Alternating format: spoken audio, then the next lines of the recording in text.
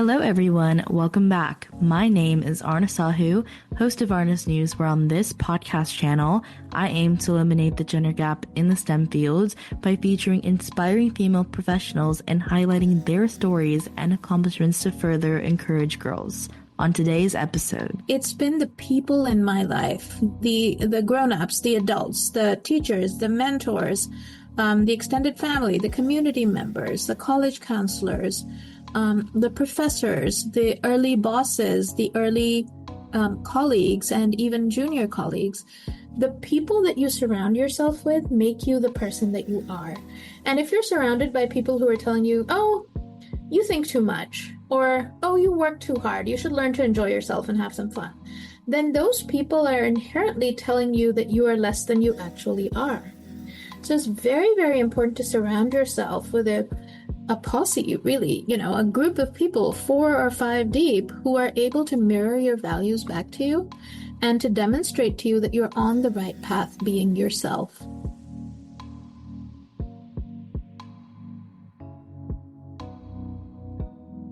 Hello everyone, welcome back. My name is Aarna Sahu, host of Aarna's News, where on this podcast channel, I aim to eliminate the gender gap in the STEM fields by featuring inspiring female professionals and highlighting their stories and accomplishments to further encourage girls. Today, I'm pleased to announce our guest, Manail Anis Ahmed. She is a committed educator in emerging technologies, including AI, biotechnology, and their impact on business and society. She has worked to build educational institutions and human capital development strategy in the Middle East and South Asia for 2 decades. She now advises global governments on digital public infrastructure. Manail is a former visiting lecturer at Princeton University, now teaching biotechnology entrepreneurship at Johns Hopkins University.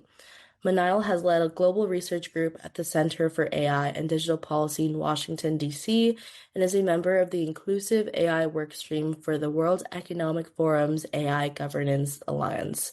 She is also a Public Voices Fellow for Equality Now, advocating for the economic participation of women and girls globally.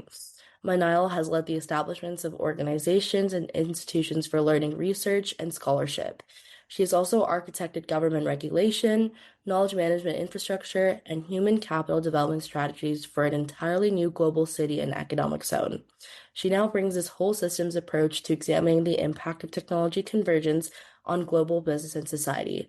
So thank you so much, Manail, for being here today. Before we dive into the questions, would you like to introduce yourself? Well, not really. You've given me a very long introduction. Thank you for that. I'd just like to say that I'm very happy to be here, and I am a huge admirer of your efforts to work towards inclusion of women and girls in STEM fields. So thank you. Thank you so much. So my first question for you is, tell us a bit about your career path. Well, it's been interesting and unusual in that I got a degree in political science and a master's in area studies, so very kind of humanities and social sciences oriented. But then got some fantastic early career opportunities to manage a very large international scholarship program, which was the Fulbright program. And very soon got invited to help build Women's Liberal Arts College, one of the first ones in Saudi Arabia, starting in 2009. That was really a steep learning curve for me. It was a fantastic start to my career. And that then led me into being invited to building departments, programs, and then entire institutions over and over again. So after I built that College for Women in Saudi Arabia, which was a 5-year stint as director for curriculum development, I was invited to help build the first co-educational standalone College of Business and Entrepreneurship in Saudi Arabia. And that's what I did as my next long-term role. Since then, it's just been a series of interesting opportunities to help develop new kinds of coursework, new interdisciplinary curricula, and new opportunities to make education more relevant for men and women. And so currently what I do is I teach biotechnology entrepreneurship at Johns Hopkins University. I also design and teach courses on AI, ethics, and social impact for the New Jersey Institute of Technology.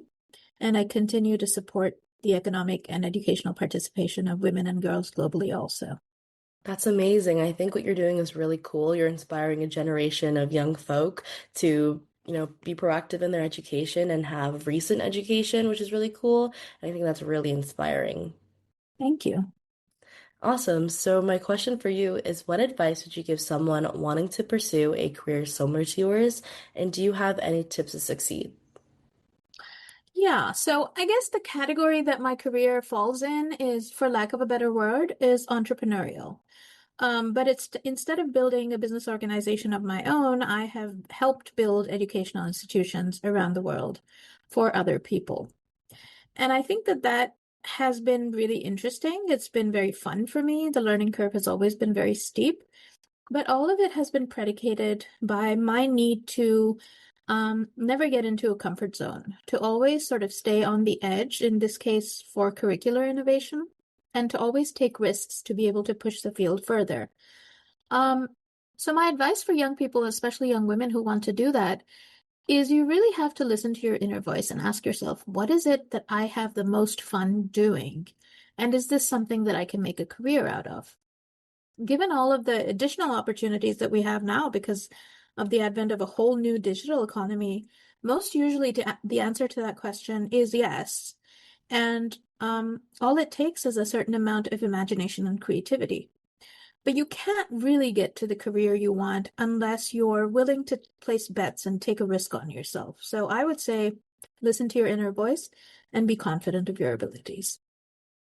And I think that's really important because we want to ultimately pursue an occupation, like in an ideal world, of something that you enjoy, because it's something that you're going to do every single day. So might as well do something that you love doing and you're passionate about, because if you find something positive out of it, then more likely than not, you'll enjoy it, and you'll put your full effort into it. Yeah, I agree. Yeah. And what is a common myth about your profession that you want to debunk? I guess in terms of working on the entrepreneurial side of education, a common myth is that you need to have a PhD and be focused on a certain field. This is not a limitation that I have observed in my own career, and I find that it has got me much further than many of my professional acquaintances who have restricted themselves to one field or one discipline. So I guess the common myth that I would want to highlight in this case is you don't have to specialize if you don't want to. Absolutely. And I think what you said is really inspiring and eye-opening because as a student myself, I feel like a lot of my peers think that you have to do one thing or the other. Like you can only do one industry, or you can only work in one field, or you can only take one major. And I feel like we're only restricted to doing one thing. But as you said, you don't have to be confined to that. You can do multiple things. Like you're teaching multiple different courses at different universities, which is so cool. So you don't have to be confined to just one, path. You can do multiple things. And I think that's a big stereotype that a lot of people have just across industries. Yeah, and so you can actually take this example and apply it across industries, right? Because even though I am in the general wide kind of subject area of education, within education, I'm not doing one thing, right? I'm teaching as a visiting lecturer in one place. I'm helping set up institutions in another place. I'm publishing my writing in a third place. I'm mentoring students in a fourth place. So within a broad general area of practice, you can do many different things. Absolutely. You don't have to be restricted to just one thing, one job, one occupation. Yep. Awesome. And if you could step into my shoes or younger self, what would you have asked yourself that I didn't? Oh, that's a great question. I think a question that I didn't ask myself often enough and clearly enough, really because I was discouraged to do so, is what are the outcomes you want to see in the world? Once you have those outcomes clear in your head, then whatever you do is building up towards those outcomes. For me, I guess a good proxy was I having fun and was I learning something while I was doing what I was doing, which turned out to be good enough. But if I had had that clarity of vision where when you ask a child, what do you want to be when you grow up? And they say, oh, I want to be a doctor, or I want to be a lawyer, an engineer, or a teacher, or whatever. Instead of asking them that question, if we ask them, what change do you want to see in the world? Then you can open up a whole universe of possibilities for them for being able to impact that change through whatever mechanisms they find fun and interesting, or whatever paths can help them support themselves and their families while they're doing so. I don't think we ask that question. Absolutely. And I would argue that this ties back to what we were saying previously, because when you're asked as a kid, what do you want to be when you're older? It's typically only just like one occupation. And, sometimes a lot of people frown on what people choose based on like their circumstances. Like, especially in Indian households, a lot of people praise being doctors or engineers or lawyers, and anything out of that, people are like, no, maybe you should do this or whatever. But instead, if we reframe the question to how you said, like, what change you want to see in the world or in your community or anything like that, then I think we can open up the floor to a wide variety of things. Like, people don't have to be, you know, confined to only one path, one occupation. And I think if we just reframe it that way, then there could be a lot more room for change and inspiration. Yeah, so this is especially true, as you said, of immigrant families, right? And I think the anxiety underlying those concerns is we've just landed in whatever country a generation or two ago. So the most important thing for us to do is to establish ourselves in this community, in which case it makes perfect sense. But I think once you, as a family or a community, have been in a place long enough, it's advisable to drop those immigrant anxieties because you have already made a space for yourself. What really should be driving you is not anxiety, but optimism and hope. Absolutely. Like hope for making new things happen or trying to solve a problem or anything like that. Or even just having a really fun career. Absolutely. Yeah. Because having a fun career means like having an enjoyable time at work, which also results to having a happy, life. Yeah, absolutely. I agree. And what are the best resources or books that have helped you find your career path? Ah, I don't know if I have actually benefited from any books and resources to help me find my career path. What has happened is I have benefited from reading books like those and realizing that they don't have anything in there for me. So if you read conventional books on career advice or building a life for yourself, what they really ask you to do over and over again is kind of figure out what you're good at and just specialize in it. Instead of thinking about, well, here's the world we live in, which is very changed from even a generation ago because of the confluence of um, internet, digital technologies, artificial intelligence, and all of these other things that are changing in our world. We can't really afford to be in disciplinary boxes. And I don't think that there are any career resources out there that were telling me that or foreshadowing that when I was coming of age. So, what I would say to everyone is instead of looking for the one career resource that will help you identify your path, look within and ask yourself, what are the things that I'm good at that the market also seems to reward? And try and find an intersection there. Um, I think most people will find that their unique combination of skills and interests is what makes them stand out in a world that is fairly uniform otherwise. So, no special resources as such to speak of, but um, lots of inward looking kind of self introspection. Yeah, I agree. And I think what's really important is that sometimes resources might not be applicable to you as it is applicable to someone else. Like there's a lot of self-help books that are very prominent, like Atomic Habits by James Clear, Lean In by Sheryl Sandberg, which are really great books. But I think like a good saying is to take things with a grain of salt. Maybe some things can be applicable to you and some things might not be. And I think it's okay to realize that because it can come from a variety of different standpoints, like just introspection, as you said, and a really cool concept about what you were saying that kind of ring a bell in my head was a Japanese concept called ikigai, which takes like four quadrants of what you enjoy, what the world seeks to have, how you can use that, and your own values, and you kind of combine that and see like what's best for you and what's best for the world for you. So yeah, I think a lot of it kind of comes down to introspection, and I think that's often overlooked. But that's often where the best glory is at.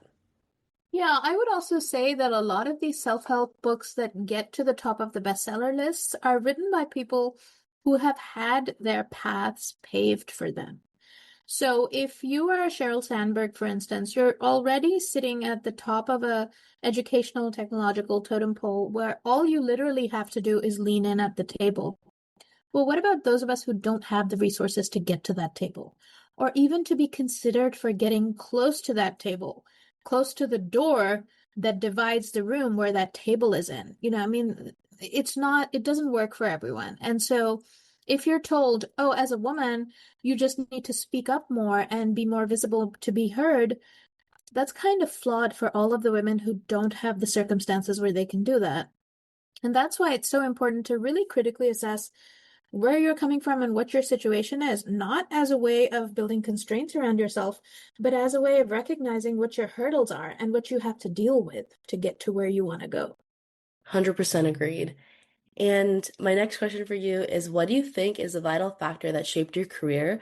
What was your life before learning it, and what was your life after learning it? So I think that the single most important contribution to my career has been from my mentors. And that has been true from as early as second or third grade, right?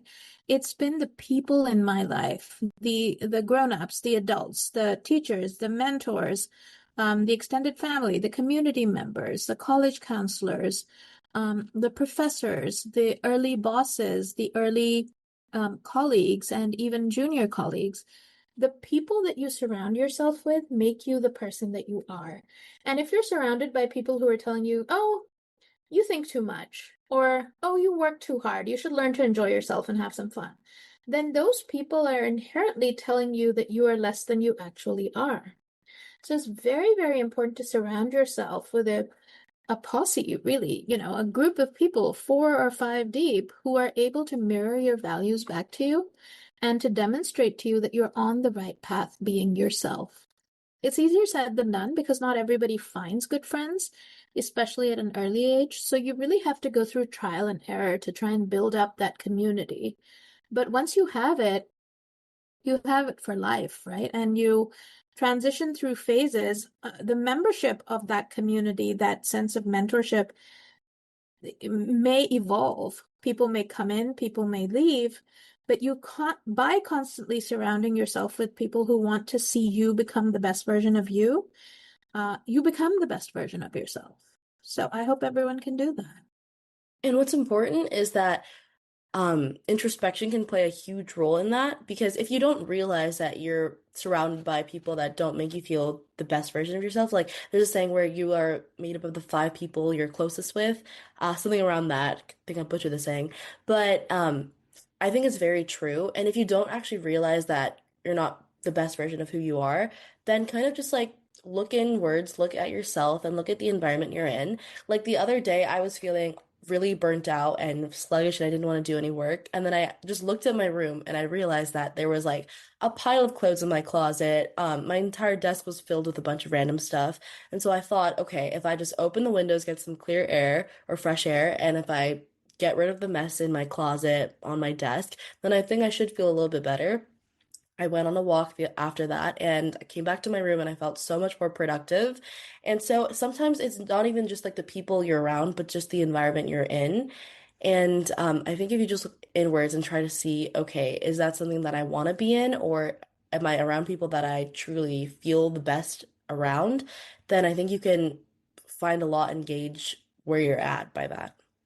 Yeah, that's absolutely true. But you know what, Arna, the unfortunate thing is, especially when you're a younger person, you don't always get to have a say in what environment you're in or are placed in. And so what you did is so useful. You cleared your head, you went for a walk, you got fresh air. Hopefully all of us can do at least that. But barring that, changing your ecosystem is pretty difficult as a young person. And so I would say, yes, absolutely, double down on the health and wellness, double down on the good mental health, double down on the exercise, double down on the healthy habits, and make sure that your circumstances are not causing you to spiral into something akin to depression. Just because you don't have the power to change your circumstances doesn't mean that you don't have the power to change your mindset. Hmm. I definitely agree. And because we have some additional time, my next question for you is, what's one thing you wish you had known when you began your career? Uh, I really wish people had told me to believe in myself more. I think one of the things that made my career um, not necessarily harder, but at least filled with internal doubt was when I said that I wanted to do these interesting, unusual things, like combine various subjects in different innovative ways or go build new types of institutions. I wish people had told me, this is a real strength that you are able to think outside the box and put things together. Instead, I was constantly being told, yes, but what are you? What do you actually do? And that used to detract from my sense of self. I really wish that I had spent that many years actually believing that my creativity and my ability to cross boundaries was a strength, not a weakness. Hmm. And I think a lot of people think that their unique selves might be seen as a weakness to others, but sometimes, you know, we're made uniquely for different purposes. Like if you're in a team, everyone who has like a unique trait can be seen as an advantage and as a strength. So just recognizing that and playing to that is pretty cool. I agree. And my last question for you before we end off is how do you continue to learn in order to stay on top of things within your role? Um, well, that's not something that I have to work very hard at. I think the way my mind is structured is that I thrive on new information, and I especially thrive on taking information from many different sources and putting it together in my head in a way that makes sense to me. I'll give you a really great way to know, to test yourself with regard to what you've learned. That is, if you can explain it to a fifth grader, someone younger than you, maybe a younger sibling, maybe a neighbor or community member, or someone in the elementary school in your school district. If you can explain something that you're interested in the simplest terms at the fourth or fifth grade level, then you know that you have understood it. And if you're not able to articulate things simply, if someone asks you for an explanation for something and you're using big words and highfalutin concepts, that means you're not getting it either. So I think that's the best strategy for knowing whether you're going down the right path is as you absorb concepts, try explaining them to someone. And if they make sense to that younger person, then you're probably on the right track. And I think that's a really nice learning token because not only are you teaching someone else the concept, but you're also reinforcing that in your own, brain. And that just shows how well you've mastered the concept or not. Yeah, and it could also lead to a new friendship. True. Yeah, well, thank you so much, Manil, for being on this interview with me. Before we end off, do you have any last words to the audience? No, not really. As I said, this is a wonderful initiative that you've taken, and I'm so happy that you invited me. Thank you so much. I absolutely love talking to you. Likewise, thanks. Thus, that concludes today's episode. If you want to know more about how I relate to these amazing topics, then stay tuned for upcoming episodes. A free way to support this show is by leaving it a 5-star rating and a review on the player you are listening to. Let me know what you enjoy about this podcast, as it's a chance to tell me what you love about the show, and it helps others discover it too. Once again, thank you for finding me, and I hope we stay in touch with each other. Dito, you're listening to Aarna Sahu, the host of Aarna's News. Toodles!